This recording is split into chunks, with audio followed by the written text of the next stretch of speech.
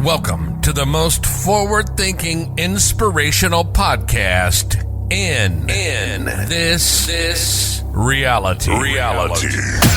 The show designed to challenge everything we've been taught. If you've ever felt there had to be more to life, more to existence, then you're listening to the right podcast.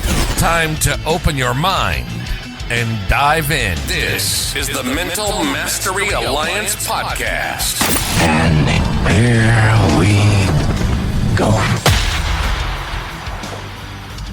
Ladies and gentlemen, welcome back to the Mental Mastery Alliance. Today is officially January 27th. However, you will be listening to this on February 9th. And ironically, I will be able to state that the Seattle Seahawks have cleanly won the Super Bowl. Yeah, the fix was in. The fixes. I love these sports. The coolest thing about figuring them out is being able to bet on them in such a way that you actually don't lose. I haven't mastered that yet, but I have been studying the patterns for years and years and years. And the Final Four was pretty easy to predict. New England over Denver. And then Denver next year gets their comeuppance story where Bo Nix is happy and healthy. And of course, we've heard all the stories about how Bo Nix blew his ankle out on the field on the last play, but then it turns out it was in the locker room and everything's storied and scripted. And we've got this other kid from New England who is, the new dynasty leader, and he's just the all-American boy who's going to have to lose this round so that you feel sorry for him while cheering on the champion and the scrapper, Sam Darnold. Oh, God. Vince McMahon himself couldn't have scripted this any better. God love sports entertainment, which is where the NFL falls under. Now, that's a conspiracy, I'm sure. But at the end of the day, boy, it's a good one. And it's kind of fun. What I want to talk about today has absolutely nothing with football. Although, I don't know if you noticed this, but I spoke about football earlier, so we did get it into the show. But that's only because today, as you're listening, it is February 9th and not January 27th. And if I'm wrong, boy, howdy. Anywho. It's real sunny down here. Boy, she's warm. It's a nice day to be in Costa Rica, I'll tell you what. I could be wrong. I could have had the worst time of my life. Oh, it's the worst. But why would I put that out there? Because I'm pretty sure that in any situation that you're in, you can make it whatever you need it to be to have fun with it. Enjoyable. The people, the company, the place, the scenery. The scenery, the heat. Thank God. Yesterday, the day before, we had the biggest snowfall Toronto's ever seen, apparently. And right where I am, in my house, my neck of the woods, we got, not only did we get hammered the most, our city, but my specific house is in a bit of a wind tunnel. So the driveway had 9,000 feet of snow on it. And somehow I was shoveling it uphill both ways. I just can't figure it out. I certainly feel like my parents now. Uphill both ways. You don't know what it was like going to school. A wild turn of events. Also, before I finish that last thought, enjoy and embrace everywhere that you are and don't throw negativity out there, because the moment you start allowing negativity in, it fucking runs rickshaw over everything that's going on. The cool thing is we have to fight for positivity, yet we openly embrace and accept negativity. That is the human condition. Don't know what to tell you, folks. Don't know what to say. Other than work in progress, I guess, would be a good way to do it. Just beginning, middle, and an end. The life story of you, little antagonist action in the middle there, and everybody comes out better at the end because it's a really good story there, Brian. I don't know where my mind goes when it goes, but sometimes it goes. So, what I want to talk about today, 5 minutes into the show, is how we handle certain dark nights or certain revelations or what is meant to be or what is meant to be accepted. People talk about dark nights of the soul. People talk about waking up. When people started waking up recently, it got hijacked and waking up became a woke And that was really, really fast too. So when you find yourself being referred to as woke, it hurts your feelings. But I just couldn't believe how fast they stole that word, that narrative, that whole thing. I think primarily to keep people from properly waking, or to make them feel that they don't want to be woke when they're waking up. It was a very good confusion campaign that they threw out there. Definitely a big fan of the chaos and how they demonstrated it. I should continue to reiterate. Now, what it's like to wake up. I personally have gone through 3 specific that I can remember very much dark nights of the soul. And at one point you think to yourself, is this the beginning? Does the dark night of the soul ever truly end? Do you enter it once and then you live through it? Is becoming aware real, or is it part of your programming? There's so many factors involved in waking up, understanding, comprehending, knowing yourself, knowing your situation, knowing how you feel inside your environment. There are so many factors. This world and the internet loves its clickbait and its definitives. Because it's true, though. If you stand for something, people will follow behind you, and controversy often sells. And this is what draws attention and people and mindsets and all that fun stuff.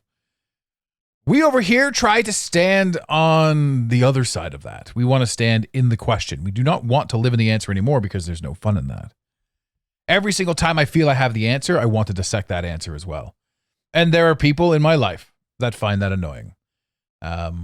And those people tend to work their way out of my life, no matter how important they ever were at any given time, which is fascinating to me because, you know, you look around the internet and you see so many people put all of their eggs into one basket. Like, I thought she was the one. I thought this. I thought that. There isn't a single person that it seems to me that's out there saying, I wish I was the one. I think I'm the one. I think I'm the one that I need to please the most first. And then perhaps offer my entirety to somebody else. But until you do that, all you're really doing in any given relationship is offering the broken pieces of you to another human being whose broken pieces align. So the two of you are perfect together in a broken state. But what happens when one of you starts to heal? Doubly, what happens when 2 of you start to heal? Because that goes against everything that we've ever been programmed. If you were broken together and you're healing together, I think that's pretty impressive. But if you're not, then what are we doing? What's the point? I guess the point is to get as much information from any given situation to allow us to do anything that we want. But I digress. I'm slightly off topic. Or am I? My particular Dark Nights of the Soul went from deconstructing the illusion, globe Earth, politics, Hollywood. This was the first one. Well, actually, the first one was mostly geographical. The first Dark Night was mostly taking in the information that I'd seen. My body my body did not accept, rejected, that's a good one, 9/11. And that was the first time I'd ever really, truly taken note of a world stage event. And note what I said, world stage. The whole world's a stage. It's all a play. It's literally written into our lexicon. So my first Dark Night shattered that illusion. And interestingly enough, the night before 9/11, I was out at a friend's house and I was drinking. Whee! And I rolled my ankle so bad. I cannot believe it didn't break, but my x-rays and everything, I was destroyed. So I was living through some massive amounts of physical pain already at that time. And I was also a big fan of recreational mushrooms because I didn't know any better. So imagine being on mushrooms and experiencing gut-wrenching pain and then essentially walking it off because, pain is all an illusion. It's all in your mind. Of course, sure, why not? That sounds like something that people say. It's true, though. I've seen variations of it. I've actually even witnessed it. But back when I was 21 years old, this was not the case. So the mushrooms, I just walked it off because that was the thing that you do. The next day, after walking it off, it was the most ridiculous thing in the world. And it was also the only time that I came within inches of fainting. I knew that something was wrong with my ankle. I swung out of bed and I went to put my weight on it, and I knew that I could not. So I hopped up and on one foot went into the bathroom, inadvertently tripped on my way into the bathroom and put the full weight of my body onto my foot, at which point my entire vision went white. I lost total vision and the sound came in through my ears. Much like that. I could keep going, but that's really annoying. And I braced myself as best I could, and my arms were shaking, and I did everything I could to not fall over, and somehow I didn't fully faint, but I was almost out. That was pain, doubled with mushrooms, and then 9/11 rolls around. So I'm already open to and susceptible to questions, illusions. I didn't believe it. I didn't like it.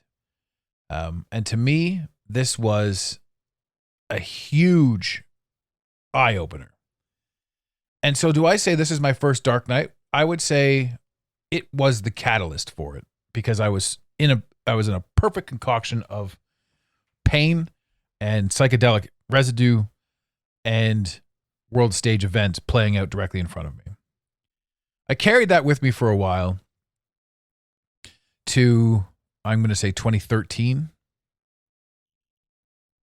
when the illusion of the globe really tracked me. And so I'm not over here saying it's flat, right? Because that's a statement. That's an absolute. Flat Earth, when you look into it, logistically debunks globe Earth. Globe Earth is absurd. It's absolutely absurd. When you truly look at the globe Earth theory, it's just absurd. Flat Earth is a gateway drug to more truths. We also live in a world where humanity doesn't have the ability to, while they're fully programmed and fully asleep, doesn't have the ability to think beyond 2 or 3 thoughts, which is why you have a left and a right political party, which is why you have an option here and an option there. The option is, 1 or 2. In truth, we have 42 different options, but we're not allowed to see them or discuss them. We don't even comprehend them. And if anybody brings them up, they're deemed idiots, because we've been brainwashed to say that anyone that thinks outside of what I think is an idiot. But anyone that thinks inside of what I think, if I'm still third dimensional, is locked into their programming. Now, when it comes to Dark Nights, we have a buildup in 2001, a collapse in 2013. When you fully understand that you've been lied to, that shatters the illusion and kicks everything off. So I could be on 4 theoretically, but I'm still going to say 1, because the number December 9/11 was more of an eye opener than a changing of the guard. But it was a small. It was what I'm going to say. It was me sticking my toe into a dark night, because I had to understand and comprehend and realize that this is fake. With nothing to go on in 2001, that this is fake. But it didn't make any sense. And then they showed wherever the plane landed in the field, and then they showed the plane that hit the Pentagon, and they just talked about it like it was real. I'm like, none of this is real. And did I integrate that one? No. But I'm going to say that was my first baby one. 2013, understanding the globe, how that's fake. And then 2017, understanding how every single ounce of influence out there is intentional. So celebrities aren't who they say they are. Football, sports, all that stuff is rigged. It's bullshit. Music industry, all of it's telling you a message. And so when I went through this dark night, I denounced all of it. I denounced all of these things. I'm like, I don't want to have anything to do with any of this stuff. And then over the course of time, it all sort of comes back. But now you understand that, anything geopolitical, anything political, anything celebrity based, anything that's been offered to you is a scam. It's an incorrect piece of information, because it's creating the illusion that you're supposed to live in while you're asleep. But to me, it's also creating the illusion that you are then able to wake up from. And that's punchy, potent, and powerful. So now I've deconstructed everything on the screen, the television, the media, everything. I've deconstructed the globe. I've deconstructed the idea and the illusion of where we live. It doesn't make any goddamn sense. And then I've deconstructed again all of the celebrity, all of the media, all of the counterintelligence, the original intelligence, how all of it plays a part. How every single social influencer that you see that's been rammed down your throat, nobody accidentally got there. This is another reason why our account will never be mainstream. Will never even be that big, because the powers that be only allow certain people to hear this message. And it's funny because as I give this message, I'm one of those people that gets to hear it. I'm tuning into a frequency and utilizing my voice to share it with you. Are these my thoughts currently? Yes, at the moment. But is this my essence? Absolutely not. So I'm channeling. And that to me is an amazing addition to this realm. Now, my fourth night recently took place as I was overcoming probably about 4 years of continued depression. And it wasn't a depression like normal depressions or this, like I was high functioning, but everything in my body was collapsing. And it comes down to choices you're making, food you're eating, where you're spending your time, how truthful you're being to yourself, et cetera, et cetera, et cetera. It just kept going and going and going. And it all culminated with the death of my friend, breaking up with a girlfriend, the realization that a friend of mine that I hadn't been in contact with for 3 years also died. I found this out. And at the same time, the anniversary of my father's passing. Plus, there was a few other things, like why the hell would I get a staple in the side of my tire that you can't even fix? It has to be completely replaced while I'm in the middle of doing a favor for somebody. Like it's just like it just kept piling. And the hilarious straw that broke the camel's back is I'm so OCD and so meticulous. This is the first time ever that I've broken a cell phone screen, and it happened on that day.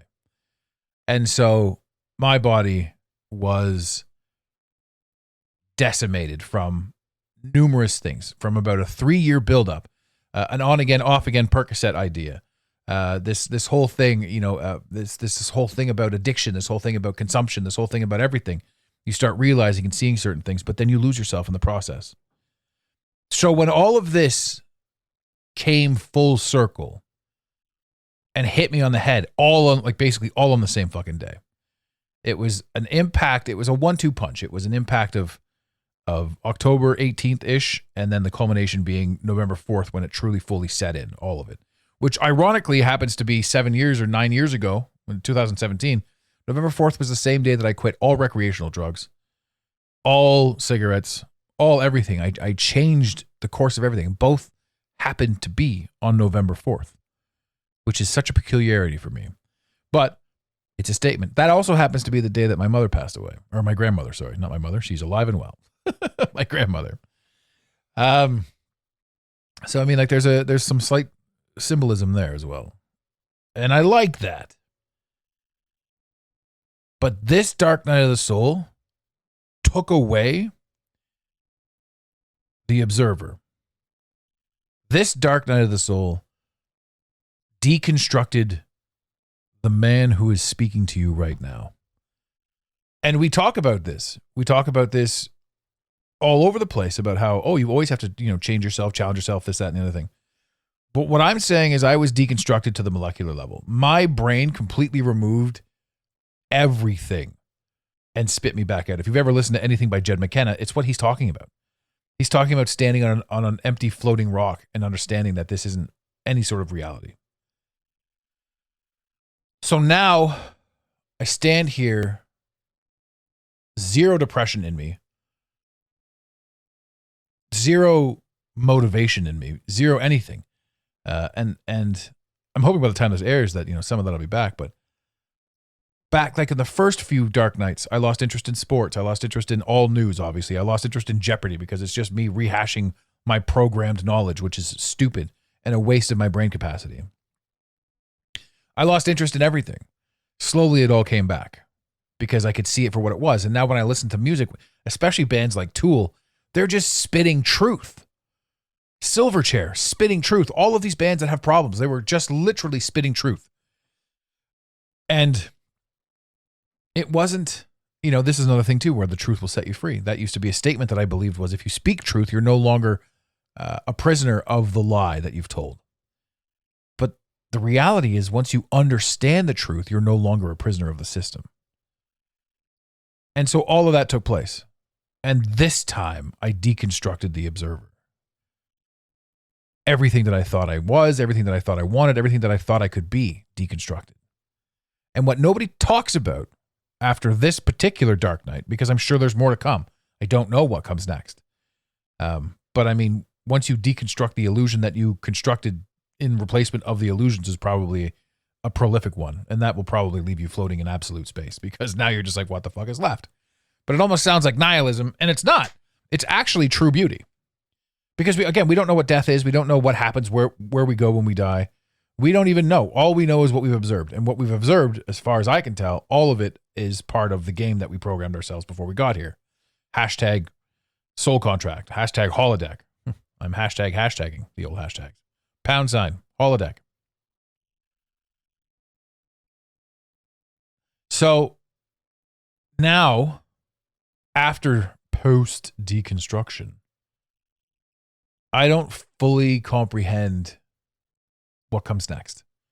I currently don't have the excitement for the things that I once had, because I question what I'm supposed to be doing.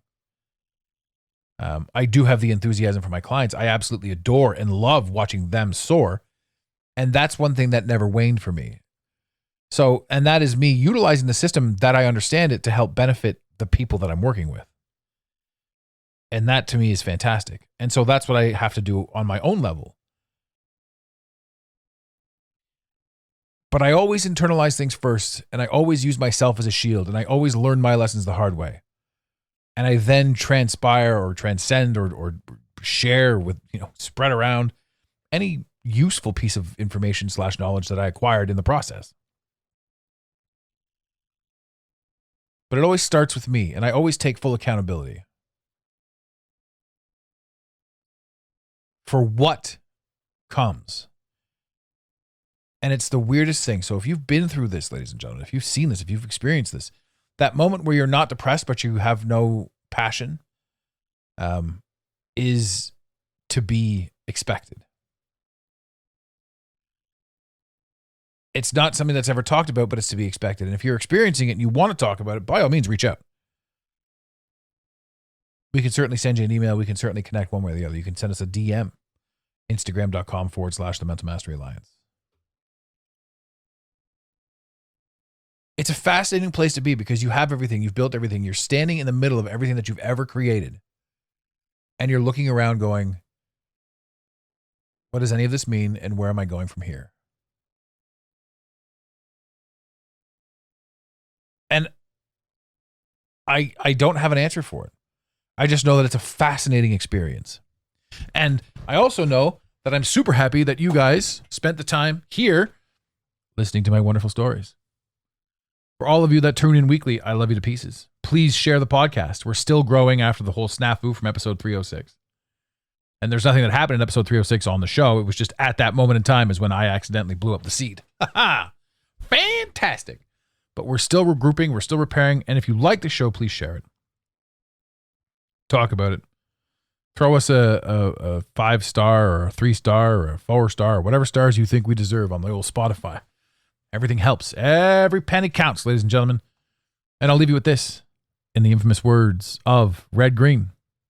If the women don't find you handsome, they should at least find you handy. We really hope you enjoyed this episode of the Mental Mastery Alliance podcast. Stay connected with us directly through the mentalmasteryalliance.com. You can also join the discussion on Instagram at instagram.com/the Mental Mastery Alliance. Let the team know you're listening by using the hashtag TMMA or tagging us at the Mental Mastery Alliance. To have your voice heard on the show, leave a voicemail or send a text to 647-338-1265. Long-distance charges may apply. If you love us, leave us a review. If you hate us, you spend your time in weird ways, but also leave a review. Every review on iTunes tickles the algorithm, helping us grow. Until next time, unity over division. This concludes the most surreal portion of your day. You got it, Pontiac.